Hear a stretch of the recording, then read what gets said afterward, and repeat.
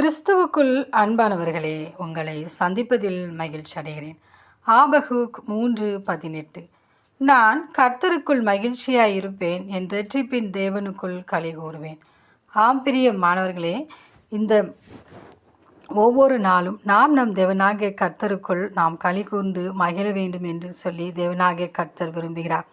நாம் சந்திக்கிற பிரச்சனைகள் அத்திமரம் துளிர்விடாமல் போனாலும், திராட்சை செடிகளில் பலன் உண்டாகாமல் போனாலும், ஒலிவ மரத்தில் பலனற்று போனாலும், வயல்கள் தானியத்தை விளைவியாமற் போனாலும், கிடையில் ஆட்டு மந்தைகள் முதலற்று போனாலும், தொழுவத்திலே மாடு இல்லாமல் போனாலும், எப்போதும் நாம் நம் தேவனாகிய கர்த்தருக்குள் மகிழ்ச்சியாய் இருக்க வேண்டும் என்று சொல்லி நம் தேவனாகிய கர்த்தர் விரும்புகிறார்.